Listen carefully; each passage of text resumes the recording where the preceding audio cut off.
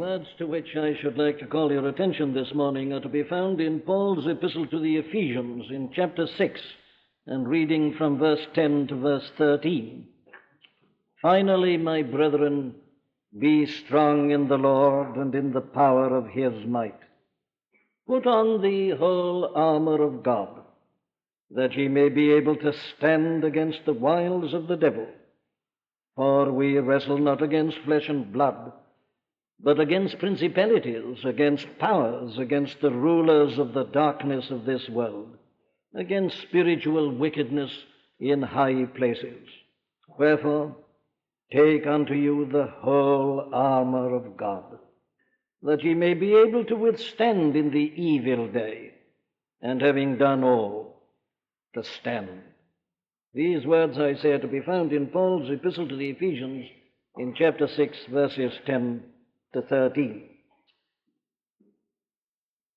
Nothing is made so plain and clear in the teaching of the New Testament as the fact that the Christian is a new man. He is not merely a good man, he is not merely a better man than others. He is essentially a new man. What makes us Christian is that we undergo a rebirth, that we become partakers of the divine nature, that the life of God enters into our souls, that the Holy Spirit dwells within us. The New Testament is forever emphasizing that. As the Apostle Paul puts it in writing his second letter to the Corinthians, if any man be in Christ, he is a new creature, a new creation. And the result of that is that all things are passed away.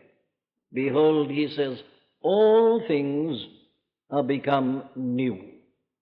And that is, as I say, the great characteristic of the Christian. Everything is new to him. And that is so because he's got a new mind. He sees things in an entirely new way and manner. He's got a new outlook, new orientation. His whole standpoint and attitude towards everything is influenced by this profound change that has taken place within him. So that, therefore, anything that happens to the Christian immediately becomes a test of him as a Christian. Because of this new mind and outlook, his reaction to everything is of necessity different from the reaction of other people. I say all that for this reason. The Christian views a day like this Remembrance Day, as we have come to call it, in an entirely different way and manner from all who are not Christians. We are in the same world as everybody else, subject to the same events, same accidents. We are citizens of this earthly kingdom as everybody else, and yet I say because we are Christians, nothing is the same to us as it is to everybody else. We have our own particular view of this day of remembrance, as we have our own particular view of everything else. Very well, then, a day like this, I say, comes as a test to those of us who claim to be Christian. What does it mean to us? How do we view it? How should we observe it? What is its message to us? What is its meaning? What does it really represent? Now, there are many possible ways of reacting to a day like this. There are many different ways in which it can be observed. There are many different ways in which a service in a Christian church can be conducted on this day. It can be something purely formal, dictated by the circumstances, purely formal, without any real life or spiritual content. It can be purely national, regarded entirely from the national standpoint. In other words, it can be observed in the way that the world outside observes it, except that there is a kind of religious veneer or atmosphere added to it, but essentially something national. It can be an occasion for pride and self-congratulation. It can be nothing but an occasion for mourning. It can be an occasion for thanksgiving. It can be, and probably will be very largely today, an occasion when people will consider the international situation and express themselves with regard to international politics as to what should be done and what shouldn't be done, and so on and so forth, working out the various ramifications of armaments and things of that description. Now, there are many ways in which then this day can be approached. But I want to suggest this morning that the truly Christian way of approaching it is the way that is indicated in these words that we are looking at together. Here is the spiritual approach. And it's not only the spiritual approach, it is at the same time, of course, the only radical, the only deep way of approaching it. That is, we claim for the New Testament teaching, for the Christian gospel, the outstanding characteristic of the biblical view of everything. It's a profound view. It's never content with just looking at things on the surface. It's not just observation. It doesn't give the obvious answers and explanations. It's never concerned merely about the cliches. The great characteristic of the biblical view of the whole of life and of the whole of human history is profundity. It goes down to the very depths. It rarely, and it alone, raises the fundamental questions, and it alone has an adequate answer to those questions.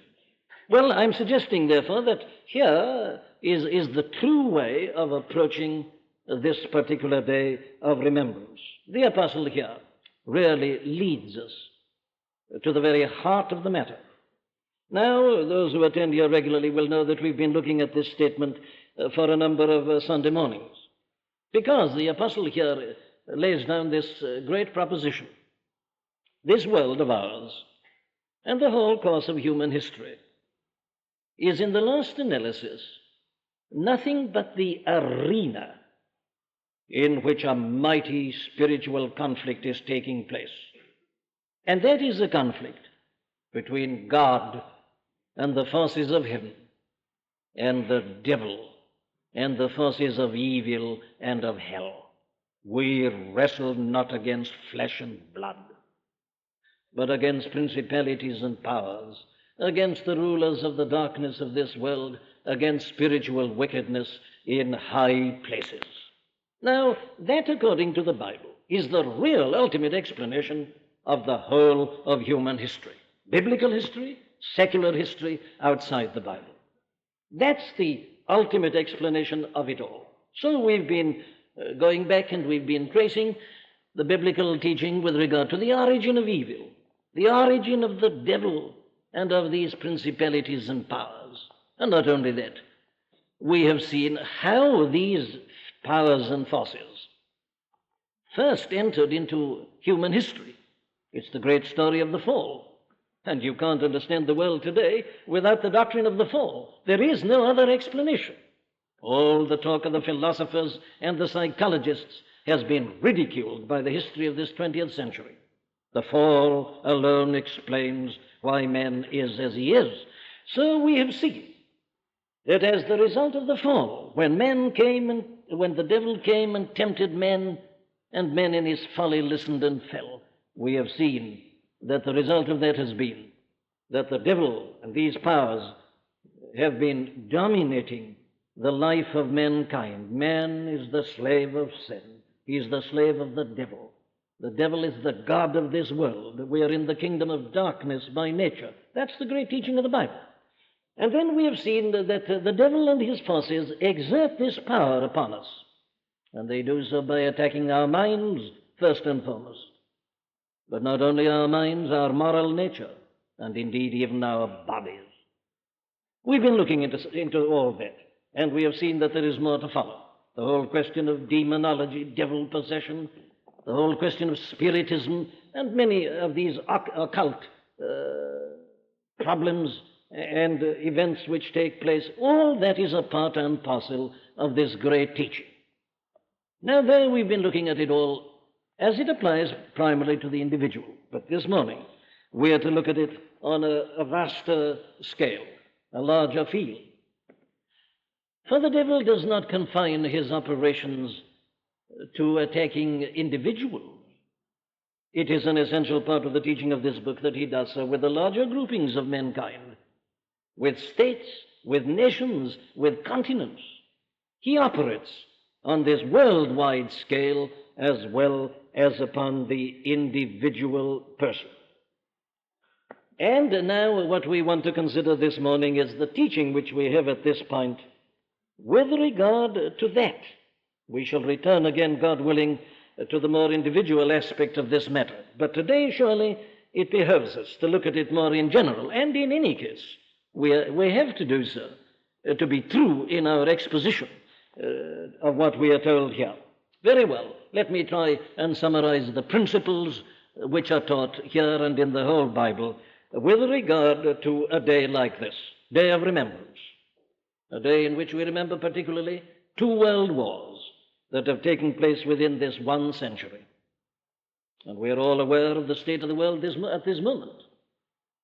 We see these horrible armaments being piled up.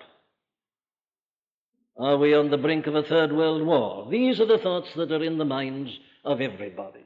But now, let's see how the Bible approaches it all.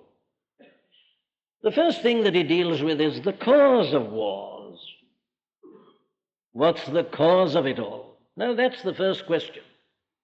You see, the tragedy today is that people don't seek the causes. They're so bemused by particular symptoms and manifestations that they proceed at once to them and to apply their medicaments to them. They've never realized the cause. They'll be talking about armaments and things like that, but the Bible doesn't. The Bible is concerned about root causes, fundamental explanations. And what are they? What is the cause of it all? Well, here's the answer. We wrestle not against flesh and blood. The answer is not merely human.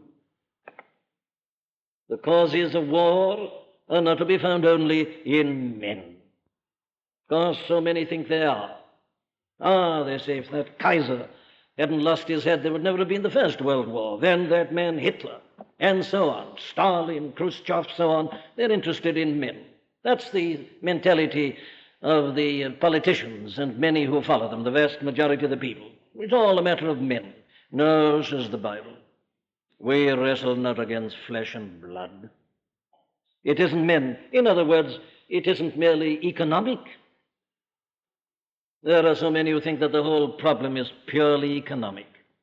And if only you could deal with this fundamental problem of economics. On the one hand, they say if there wasn't communism, all would be well, and they in turn say if there wasn't capitalism, all would be well. And both sides are agreed in thinking it's mainly an economic matter. Not so according to this book, because that's ultimately human. Neither is it merely something political. That element comes in, of course, all these elements come in, but these are merely the things that are used. That it is not a conflict against flesh and blood. Well, what is it then? Well, the answer is that it is entirely the result of the operation of the devil and the principalities and powers, the rulers, the world rulers of this darkness, this spiritual wickedness in high places, or in the heavenlies, if you like. It's all the work of the devil, as he operates upon individuals, as he operates upon these larger groupings. Now, the one supreme object of the devil is to bring in confusion and to bring in chaos. Why? Well, because God's work is always characterized by order, by perfection. Everything that God does is orderly, it's perfect, it has symmetry. And the devil, hating God as he does, filled with pride and antagonism against God, he is out, I say, to destroy God's handiwork. So he ever is a cause of turmoil, a cause of discord, cause of confusion. And what can he do better in that respect than to produce war? And that is what he's been doing throughout the running centuries. Now, James, you noticed in that 4th chapter of his epistle in verse 1 says, whence come wars amongst you? He answers, even of your lusts that war within you. But where do they come from? Well, we saw last Sunday morning, this is the work of the devil, playing upon the mind, playing upon the moral nature. And thus he stimulates these unworthy elements in fallen men. And so you have your explanation of war. But let me work it out a little. How does he do it? Well, what he does, of course, in the first instance is to produce lawlessness. You see, here is the devil attacking the mind. That was the original temptation, lawlessness. God had laid down his law for the man and the woman in the garden. The devil immediately queries it. Lawlessness, rebellion, setting law and order on one side, taking the law into your own hands, doing what you want to do. That's the cause of war, ultimately, of every kind of war. It's the cause of the moral warfare in this country today. It's the cause of these major problems that are confronting us. These robberies with violence, murder, all that's happening to foul the life of this nation, it's ultimately due to lawlessness. And that's the devil. And you get that amongst nations. This disregard for law and for the sanctities of law, that's the root cause, ultimately, of all wars. People taking the law into their own hands. They may have signed agreements. They may have given their solemn pledge at a conference. But then, for their own reasons, they suddenly break it all, take the law into their own hands and act. Isn't that the cause of war? But that's what's produced by the devil. He produces lawlessness and rebellion. And then, to work it out a little more in detail, he works, as we saw in the individual last Sunday, upon our pride. And I suppose the most prolific cause of all wars throughout the centuries, has been just this question of pride. It's been the cause of wars between individuals. It's been the cause of wars between nations. Nations proud of themselves and their national sovereignty and exaggerating themselves. And that, of course, always leads to jealousy amongst others and envy and opposition and so on. You read your secular history books and you'll find that pride is one of the greatest causes of war, and it's ever something that is produced by the devil. And then with pride, of course, goes greed and selfishness. You put yourself first. You feel that you're an exceptional person and that you have a right to everything. Nations feel that they have a right to possess the whole earth.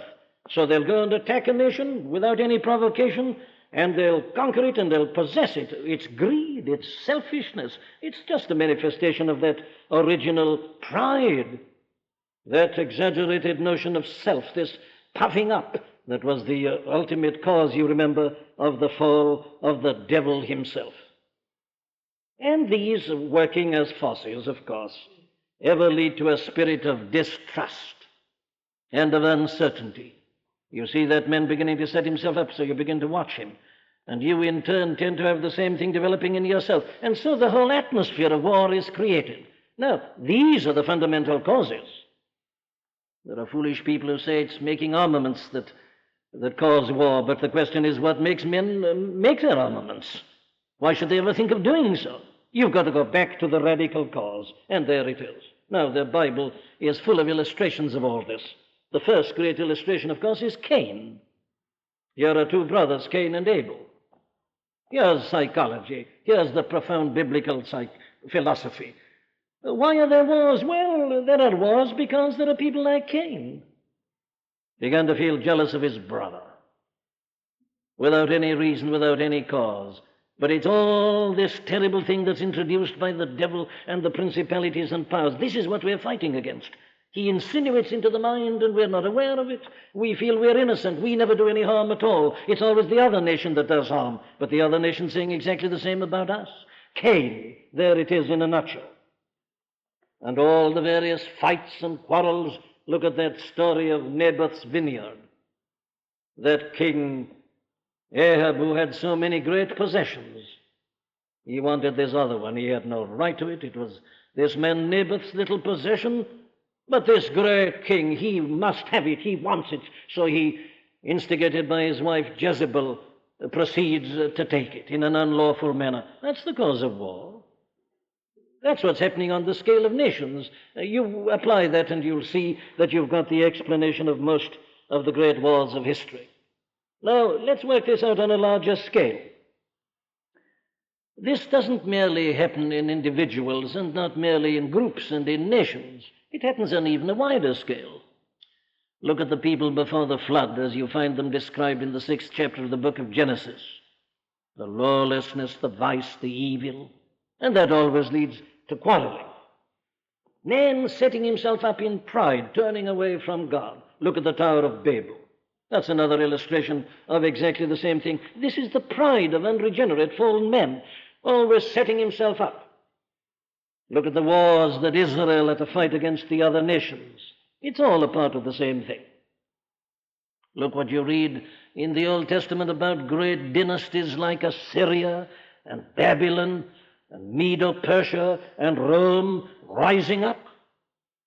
What's the cause of all this? Well, it's nothing but this inflated pride.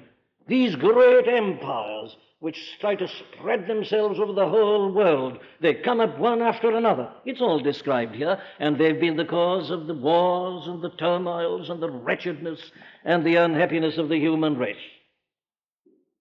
But I want to go even a step further. So far, we've been looking at the what I would call the general operation of the devil and his forces.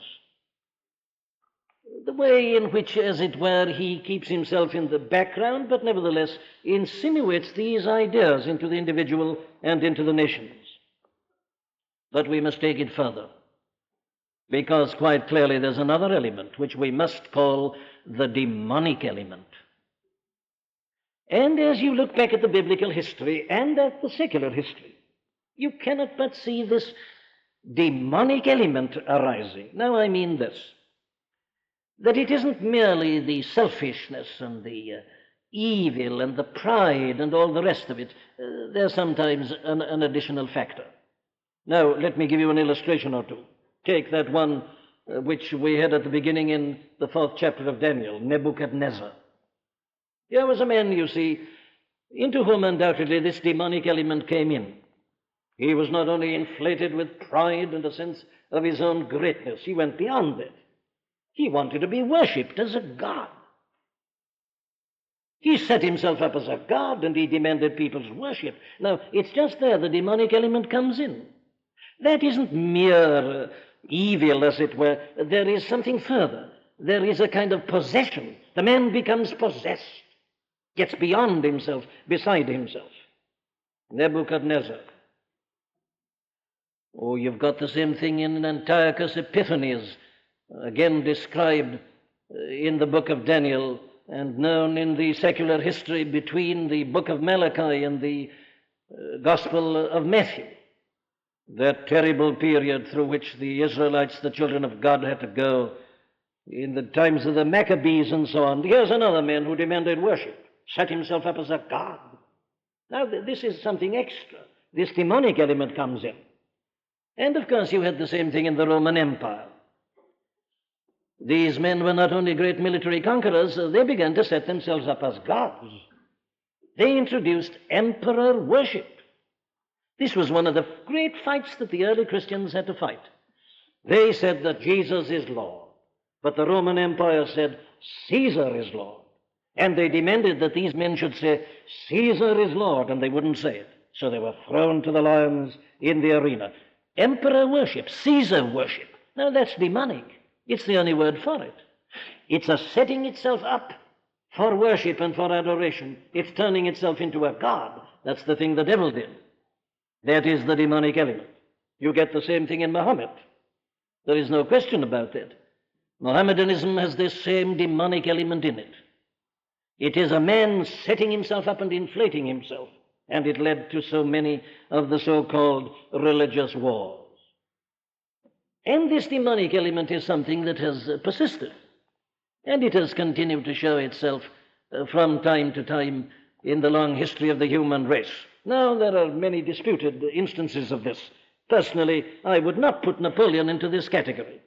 I think Napoleon can be explained entirely in human terms and in terms of evil. I don't think the demonic element was there. He was just an outstanding military genius whose genius ran away with him. But when you come to a man like Hitler, there is no question about it. Here is a man who demanded a kind of personal attitude of worship and of adoration. Here is a man who was, in the wrong sense, religious. A man who worshipped himself. He worshipped his own race. He worshipped his own administration. The demonic element clearly came in. He demanded a complete control over the minds of men, over the whole of men. Now, that's where the demonic element comes in. Napoleon never did that. It's no part of my purpose to defend Napoleon, but it is important we should have clearly in our minds this demonic element and where exactly it comes in. You've got it, I say, in a man like Hitler, and undoubtedly you've got it in a system like communism. For communism really believes in a worshipping of the state. It doesn't stop merely at an economic order. A man, again, has got to give this totalitarian allegiance. It claims a right over man's thinking. The scientist has got to think within prescribed terms. Your novelists have got to write within prescribed terms. There it is. It is in communism as it was in Hitlerism. Anything that turns into a worship of a man or of a state or of a system, anything that demands a totalitarian allegiance, is demonic. Let's be honest, there have been evidences of that in the history of this, our own country. There are people who are still guilty of it. They're not aware of it. It's never been an official policy in this country, but in practice and in private it has very often been present. There has been a kind of mystique about the British Empire, which to me has had demonic elements in it. And that is where we all needs must be careful.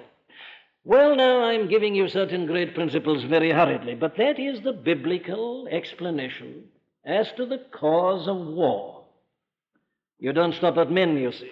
You don't stop at economic or political causes. Behind it is this other element, manifesting itself in one or the other of these various ways. But let me hurry to a second principle. What, according to the Bible, have been God's enactments in the light of this?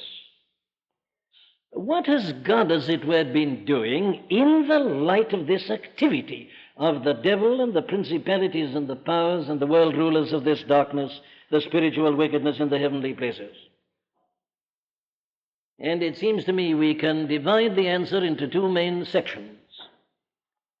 There have been what I would call the temporary measures taken by God. What do I mean by the temporary measures? Well, I am referring to the institution of governments and of powers that be. You remember the classical statement is in Romans 13 at the beginning. Let every soul be subject unto the higher powers, for there is no power but of God. The powers that be are ordained of God. Now then, here is the first part of the answer. Because of this influence of the devil and his forces and evil and sin, God introduced the notion of government. Kings and princes and magistrates, and he gave to them certain powers. As Paul puts it there, the magistrate beareth not the sword in vain. Governments not only lay down laws, they enforce them. They have the power to do so. They are able to demand forms of punishment for law breaking.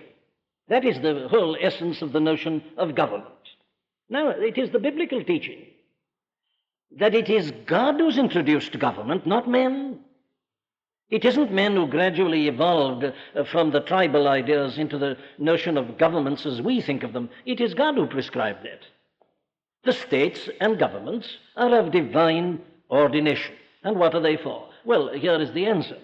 They are meant to restrain and to keep within bounds these forces of evil and of chaos, which are ever being enlivened by the activity of the devil and his powers.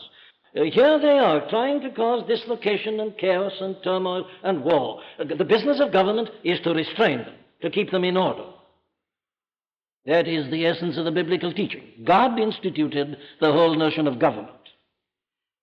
And that is the primary task of government, is to preserve law and order and to prevent chaos. But that isn't the only thing we find here. There is another element. Quite clearly, God has permitted certain things to happen from time to time. God has allowed certain persons and certain powers to arise and to arrogate unto themselves almost endless powers. There have been many attempts in the history of the world on the part of individuals and nations and empires to dominate the whole world. They've tried to become world conquerors. They have said that they wanted to produce peace and order, but they said the way to do it is for us to conquer everything, and we'll keep everybody down, and then there'll be no war because we will be preserving peace. And God has permitted this. He permitted it, do you remember, before the flood? He permitted those foolish people to build their Tower of Babel into heaven. They thought they'd got all knowledge. They'd encompassed the whole of truth. They were going to build a tower right into heaven. He allowed them to build it up to a point. We've seen that he allowed Nebuchadnezzar to do what he did. You'll read again in the 5th chapter of Daniel that he allowed a man called Belshazzar, who was the grandson of Nebuchadnezzar, to do almost exactly the same thing. He allowed the Assyrians to build a mammoth empire that looked as if it was going to conquer the whole universe. He allowed Egypt to do it. He allowed Alexander the Great to do it. This Medo-Persian Greek dynasty. He allowed the Romans to do it in their great Roman Empire. And later he allowed Turkey to do it. Mohammedanism and the Turkish Empire looked as if they were going to conquer the whole world. Now, here is the interesting teaching. God, in his eternal and inscrutable wisdom, seems to allow these powers and these persons to do these things. They rise up and they spread themselves. They, as it were, try and attempt to stride the world as some sort of a colossus. And indeed, nothing seems to be able to stop them. And on they grow, and people tremble, and the whole world is quaking. And you feel here at last is a man who's a semi-god. But invariably, without a single exception, just when the man has arrived at the very zenith of his power, God suddenly rises against him in judgment and pronounces his judgment upon him and brings him down and destroys him and his power. Oh, that's a great story in Daniel 4. Look at this man who stands up as a giant, as a god almost, and demands the worship of the people. Yes, but look at him in a few months. There he is like an ox in a field eating grass.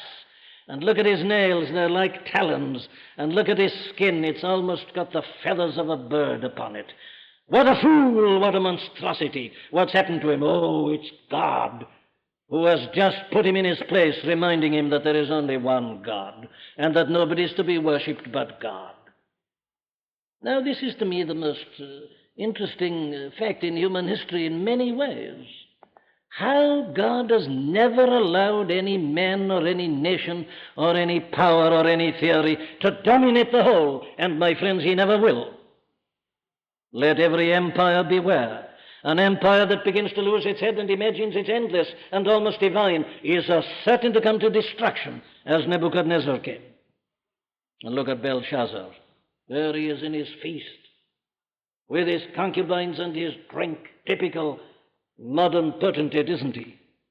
And what's he using for his drink? He is using the vessels taken out of the temple of God in Jerusalem. He is using these very holy cups to drink his drink and to have his revelry with these concubines and all his associates.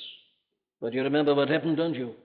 In the very midst of the feast and the jollifications and the rejoicing about his greatness, the hand and the writing, mene, mene, tekel, upharsin. Thou hast been weighed in the balances and found wanting. Thy kingdom is judged. You've come to the end, and down he goes. And so it is with all of them. Alexander the Great dies at an early age of an aneurysm.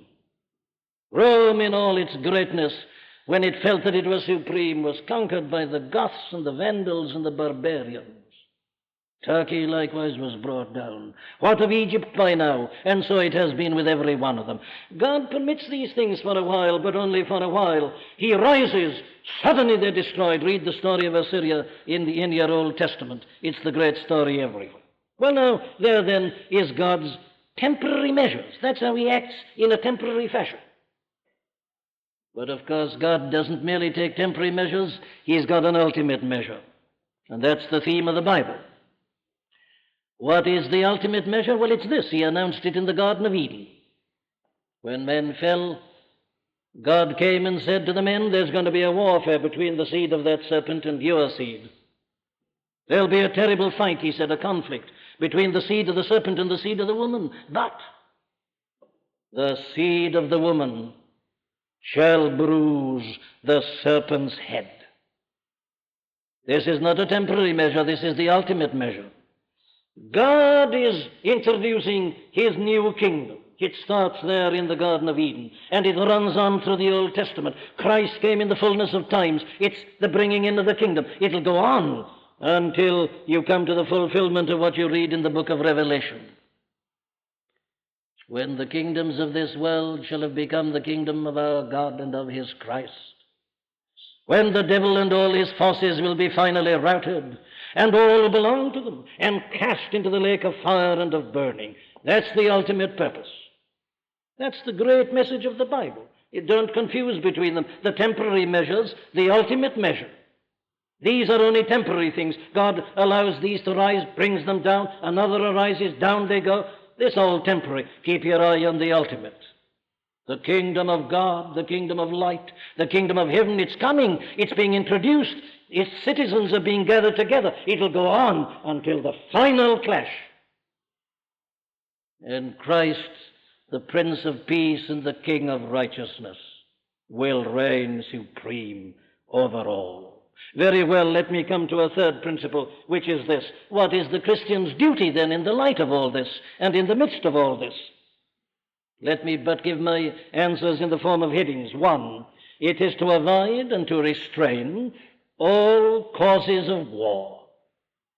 What are they? The things I've already been talking about. A Christian never says, my country, right or wrong. A Christian never says that. That is terrible sin. He doesn't say, my country, right or wrong. He is never a party to jingoism. Secondly, he is a man who should refuse to fight in an aggressive war. If his country sets out in an aggressive war to steal another nation's property or country or whatever it is, the Christian should refuse to participate. He must never be guilty of this pride in himself or in his nation. He must never be guilty of this selfishness, this greed, this avarice, this evil spirit. He stands against it, and he must refuse to be any partaker in it. Well, what is he to do then? Well, he is to aid the state and the government which is appointed of God to arrest and to subjugate as far as is possible the forces of evil, by which I mean this, that he isn't a man who contracts out of it saying, I'm a Christian, I don't take part in this. I start a campaign of civil disobedience. I don't take part in war. He doesn't say that. He doesn't take part, as I say, in an aggressive war, but I would argue that it is his duty as a citizen to take part in a war that is meant to restrain aggression and to punish evil and to keep it within bounds. The powers that be are ordained of God. Pacifism is heresy. It is not Christian teaching. The Christian does not contract out.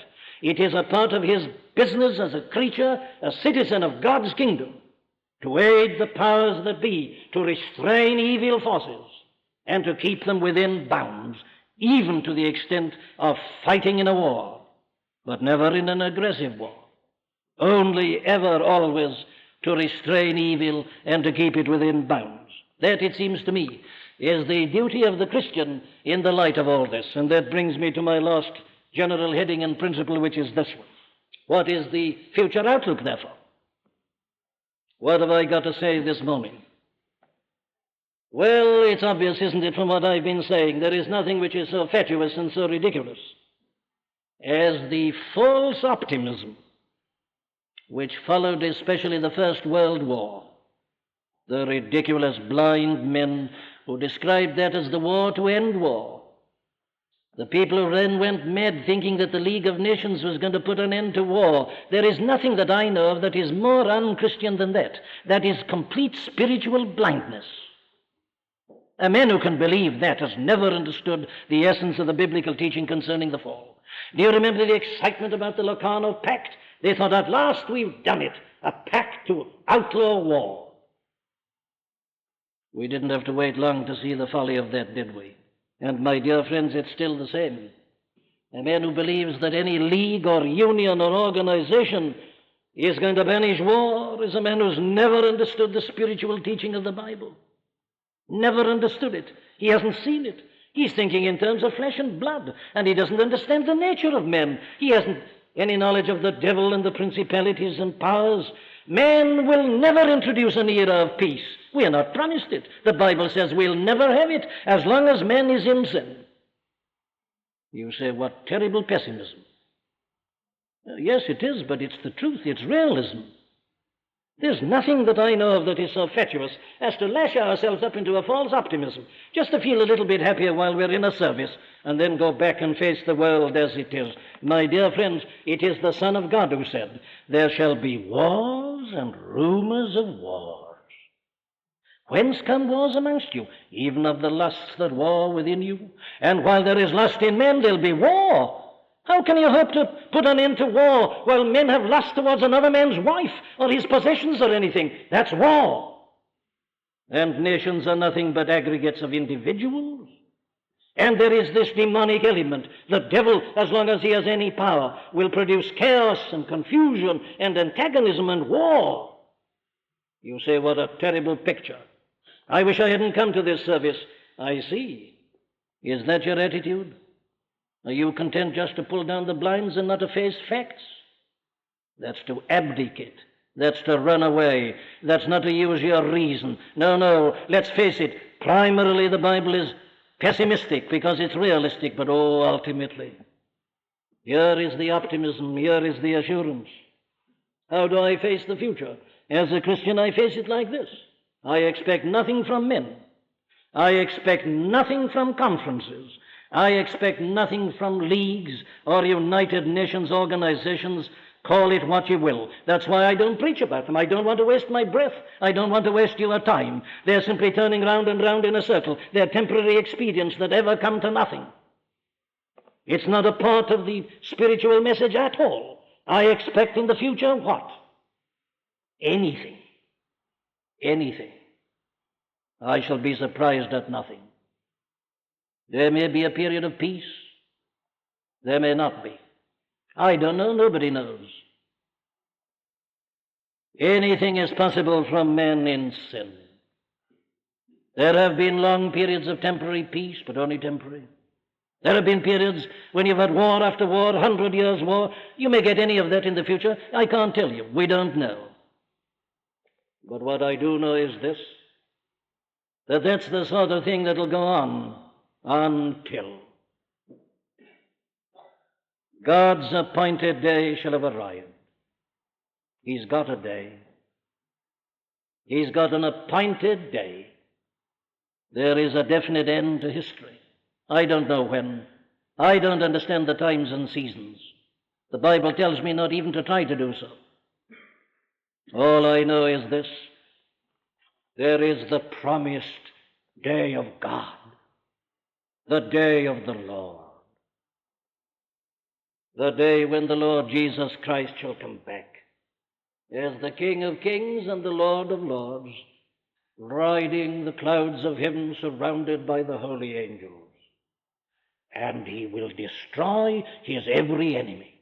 The devil, the principalities and powers, the world rulers of this darkness, the spiritual wickedness in the high places, they will all be finally destroyed.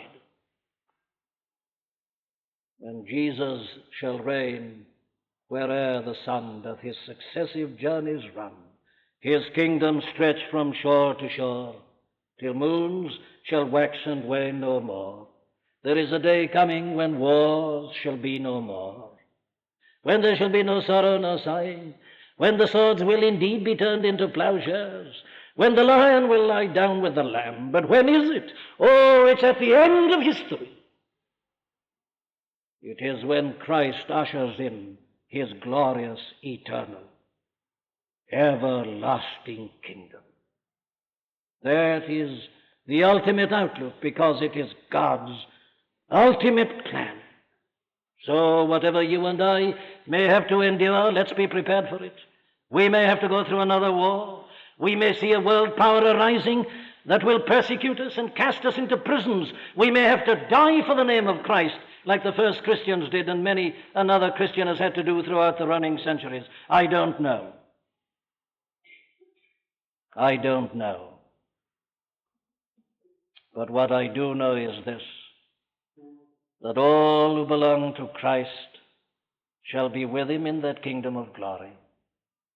There shall be a new heavens and a new earth wherein dwelleth righteousness, and I shall be walking in it.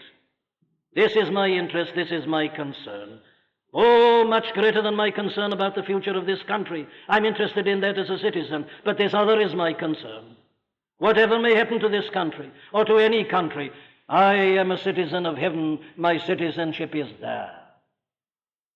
And I look forward to walking under the new heavens, in the new earth, wherein dwelleth righteousness, and looking into the face of the Prince of Peace.